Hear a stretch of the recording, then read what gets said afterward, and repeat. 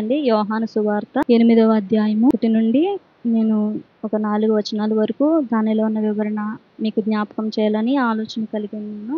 అయితే దీని గురించిన ముందు మనం ఆలోచించిన ఆలోచన ఏమిటంటే, ఇక్కడ యేసుక్రీస్తు ప్రభువారు అక్కడున్న యూదా జనాంగంతో మాట్లాడుతున్నప్పుడు, యేసుక్రీస్తు ప్రభువారు పట్టబడక మునుపు యూదులకు అక్కడున్న జనాంగానికి కొన్ని మాటలను ఆయన వివరిస్తున్నారు. ఆ మాటలు చెప్తూ ఏమని అంటున్నారంటే, ఇదిగో నేను వెళ్ళిపోచున్నాను, మీరు నన్ను వెతుకుదురు గాని మీ పాపంలోనే ఉండి మీరు చనిపోతారు అని కొన్ని మాటలు చెప్పారండి. అలాగే ఇంకను నన్ను పంపిన వాడు నాకు తోడై ఉన్నాడు, ఆయనకి ఇష్టమైన కార్యం నేను ఎల్లప్పుడూ చేస్తాను, దేవుడు నన్ను ఒంటరిగా ఎప్పుడు విడిచిపెట్టలేదు అని కొన్ని మాటలను వారికి చెప్పటం జరిగింది. అయితే ఈ విధంగా కొన్ని మాటలు చెప్పినప్పుడు, ఆయన ఈ సంగతులు మాట్లాడినప్పుడు అనేకులు ఆయన యందు విశ్వాసం ఉంచారు. యూదా జనాంగంలో ఉన్నప్పుడు ఈయనేంటి వెళ్ళిపోతానని అంటున్నారు, లేకపోతే మీరు నన్ను వెతుకుతారు, మీరు మీ పాపంలోనే ఉండి చనిపోతారని అంటున్నారు, ఇదేంటి తనకు తానే ఏమన్నా చంపుకుంటున్నారా ఏంటి అని ఒక ఆలోచనలో వారు కలిగి ఉంటారు. అలా కలిగి ఉన్నప్పుడు యేసుప్రభు వారు నన్ను పంపినవాడు సత్యవంతుడు, ఆయనకు ఇష్టమైన కార్యము నేను ఎల్లప్పుడూ చేస్తాను, ఆయన నన్ను విడిచిపెట్టరు అని చాలా మాటలను గూర్చి వాళ్ళకి చెప్తున్నప్పుడు, అక్కడున్న కొంతమంది విశ్వాసం ఉంచినప్పుడు అక్కడ 31వ వచనం చూస్తే, కాబట్టి యేసు తనను నమ్మిన యూదులతో, మీరు నా వాక్యమందు నిలిచిన వారైతే నిజముగా నాకు శిష్యులయ్యుండి సత్యమును గ్రహించెదరు. ఇక్కడ యేసు ప్రభు వారు అక్కడున్న యూదా జనాంగంతో ఏమనంటున్నారంటే, నా వాక్యమందు నిలిచిన వారైతే, మీరు నా వాక్యమందు నిలిచిన వారైతే నిజముగా నాకు శిష్యులయ్యుండి సత్యమును గ్రహించెదరు. వాక్యమందు నిలవడము అని ఇక్కడ సంబోధించడం జరిగింది. అంటే ఇక్కడ వాక్యమందు నిలవకుండా ఉండే పరిస్థితులు కూడా దేవుని నమ్మిన తర్వాత ఉంటాయా అంటే ఉంటాయనే చెప్పాలి. అయితే మీరు వాక్యమందు నిలబడితే మీరు నాకు శిష్యులుగా, నిజముగా నాకు శిష్యులుగా ఉంటారు, అలాగే సత్యమును గ్రహిస్తారు. దేవుణ్ణి తనను నమ్మారు కానీ, యేసుప్రభు వారిని నమ్మారు కానీ, వారు ఆయన వాక్యమందు నిలిచిన వారిగా అక్కడ ఉన్న జనాంగం ఉండడం లేదు.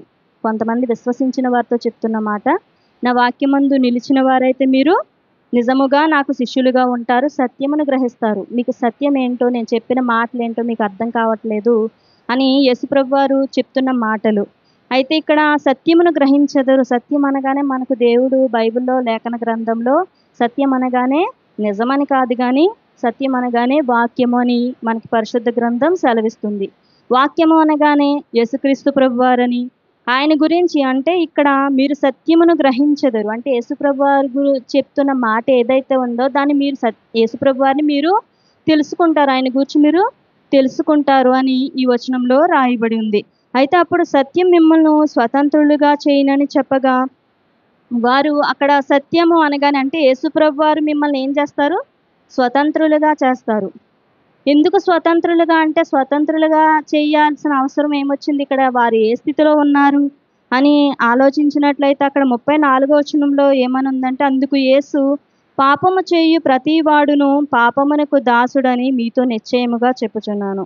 ఏమండి, యేసుప్రభు వారు అక్కడ చెప్పిన మాట వారికి అర్థం కాలేనప్పుడు చెప్పిన మాట ఏంటి అంటే, పాపం చేయు ప్రతి వాడును పాపమునకు దాసుడుగా ఉంటాడు అంటే, నేటి సమాజంలో మనకి కూడా ఏం కనబడుతుంది, దేనికి దాసులుగా మారిపోతున్నారు అంటే పాపమునకు దాసులుగా మారిపోతున్నారు. సమాజంలో ఎటు చూసినా చూడండి, అన్నీ కూడా అనేక వ్యసనాలు కనబడుతున్నాయి. దాని నుండి విడిపించుకోలేని స్థితిలో మనుషుడుగా మిగిలిపోతున్నాడు, నిస్సహాయ పరిస్థితిలో మనిషి మిగిలిపోతున్నారు.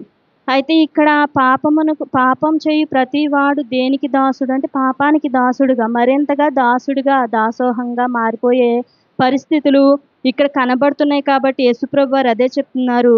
అయితే మీరు పాపం చేయి ప్రతి వాడు పాపమునకు దాసుడు కనుక మీరేం చేయాలంటే 36వ వచనం, కుమారుడు మిమ్మును స్వతంత్రులుగా చేసిన ఎడల మీరు నిజముగా స్వతంత్రులై యుందురు. యేసుప్రభు వారు అంటే పాపానికి దాసులుగా ఉన్నప్పుడు అంటే లోకంలో మనం దేనికైనా ఒక బానిసత్వం నుండి అంటే ఒక వ్యసనానికి బానిసలుగా మారిపోయామనుకోండి, అప్పుడు మారినప్పుడు మన తోటి సహోదరులుగా ఉన్నవారు ఆ బానిసత్వం నుండి విడిపించే పరిస్థితి ఉంటుందంటారా? చేయలేరు. ఇంకా మనం ఆ బానిసత్వంలోనికి వెళ్ళే స్థితిలో ఉన్నప్పుడు "ఒరేయ్! ఇది మంచిది కాదమ్మా, ఇది చెడ్డది" అని మనం చెప్పినా వారు వినే పరిస్థితిలోనూ ఉండరు. దాన్ని మానుకునే పరిస్థితిలో కూడా వాళ్ళు ఉండలేరు. మరి పాపమునకు దాసులుగా ఉన్నవారిని ఆ దాసత్వం నుండి ఎవరు విడిపించగలరు? ఏ మాట వాళ్ళని విడిపిస్తుంది అని మనం ఆలోచిస్తే యేసుప్రభు వారు ఆయన యొక్క మాట ద్వారా మాత్రమే మనల్ని స్వతంత్రులుగా అంటే పాపం నుండి విముక్తులుగా చేసి పరిశుద్ధతలోనికి నడిపించే స్థితులు మనకి కనపడతాయి. దాన్ని ఇక్కడ ఏమంటున్నారంటే కుమారుడు మిమ్మును స్వతంత్రులుగా చేసిన యెడల మీరు నిజముగా స్వతంత్రులై యుందురు అని సెలవిస్తున్నారు. చూసినట్లయితే నిజముగా ఎక్కడ చూసినా అనేక ఘోరాలు జరుగుతున్నాయి. అలాగే ఇక్కడ బైబిల్ ప్రకారంగా అయితే దేవుడు ఏమనంటున్నారంటే స్వాతంత్రం అనేది మనిషికి పాపం అనే దాసత్వంలో ఉన్నప్పుడు మనిషికి స్వతంత్రం అనేది లేదు. మనిషి దాంట్లోనే మగ్గిపోయి అదే పాపంలో ఉండి చనిపోతున్నారు కదా! అప్పుడు వారి యొక్క స్థితి ఏమైపోతుంది అని ఒక ఆలోచన కలిగి ఇక్కడ మీరేం చెప్తున్నారంటే మీరు పాపంలోనే ఉండి మీరు చనిపోతున్నారు. ఇలా కాదు. మిమ్మల్ని స్వతంత్రులుగా యేసుప్రభు వారు చేస్తారు. ఆయన అందుకే యేసుప్రభు వారు కూడా ఈ లోకానికి భూమి మీదకి పంపించి దేవుడు తనకి చెప్పిన యొక్క ప్రతి పనిని నెరవేర్చి ఆయన యొక్క శిలువ రక్తమును మన కొరకు మన పాప పరిహారము నిమిత్తము ఆయన చిందించడం జరిగింది. అయితే ఆయన చిందించిన రక్తము ద్వారా మన పాపమునకు విముక్తి అనేది కలిగింది. దాసులుగా ఉన్న మనము స్వతంత్రులుగా మారే అవకాశము దేవుడు ఏర్పరిచిన ఆ యొక్క పరలోక రాజ్యానికి చేరాలి అంటే మనము స్వతంత్రులుగా ఉండాలి. పాపానికి దాసులుగా ఉంటే ఆయన ఇచ్చే రాజ్యమునకు మనము చేరలేము. ఏమండి? ప్రభు చూపిన మార్గమును మనం అనుసరిస్తూ పాపమునకు దూరంగా ఉండి పరిశుద్ధతలో ఉన్న మనము మరింతగా స్వతంత్రులుగా ఉండి ఆయన్ని ఘనపరచువారుగా ఎల్లప్పుడూ ఉండాలని ఈ కొద్ది మాటలు ముగిస్తున్నానండి. ప్రార్థన చేసుకుందాము.